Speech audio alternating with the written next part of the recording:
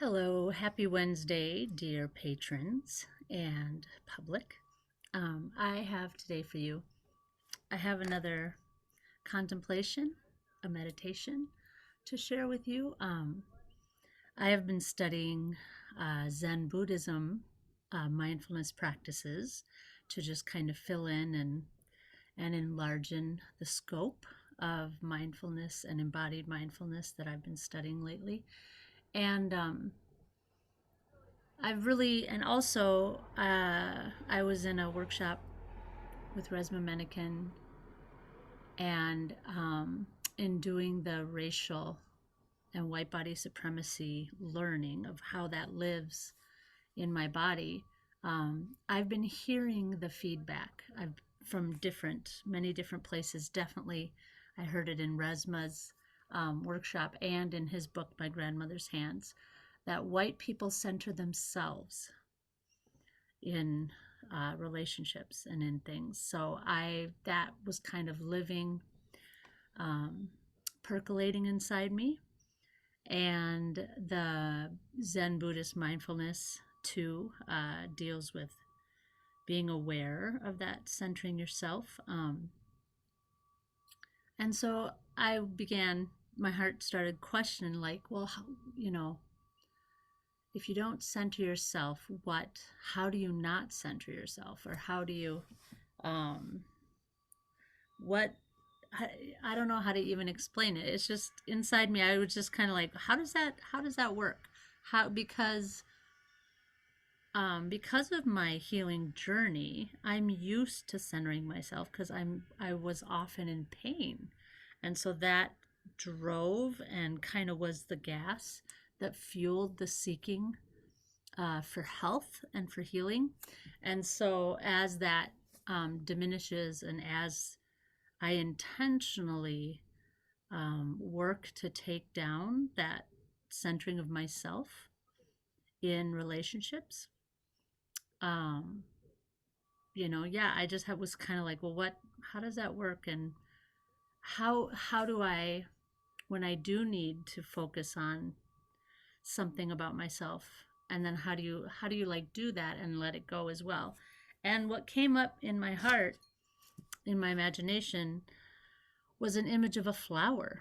And it was kind of like a very, there's those roses. I don't even know names of different types of roses, but there's roses that have like a ton of petals, and they're very complicated. But it also feels like maybe a wild rose, if a wild rose had like way more petals than they usually do. Um, so I just felt this, like, I saw this bloom of a flower, and I was aware of the stem underneath, and the stem comes up, and it's the conduit that brings the life and nutrition, and it's the communication part of the flower from the soil and from the top, and it connects and grows, and the stem comes up, and then it has like a bowl kind of shape that then holds the bloom. And I felt in this imagination, in this meditation, I felt I heard, you are the stem. So and actually my heart like had a hope that ignited in it. And then I felt like I heard the bloom is the action of life. You can call it life, light, creator. It's that it's that co-creation place of living together, and co-relating and co-creating in life creates the bloom, and that is the center. And so I just thought it would be nice to share with you all. um yeah, it's kind of a weird thing when I let my mind dwell on that image of the flower that came up. It's like I can feel the bloom as a center now, and behind it is a stem, and it is connected to the source of life and to what it needs for growth and healing. But it isn't actually the center anymore. The bloom is the center. And it feels very much like each petal is like the co relations and the co creating. that life does, like with life, but also with other people, and that it creates a community that is the center.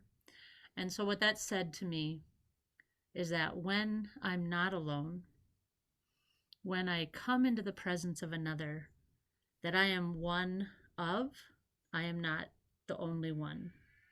And so then it feels more like, instead of being the center of a circle, I take my place in the circle, and I allow life to be the center of the circle, and I watch and listen for life moving among and in the circle.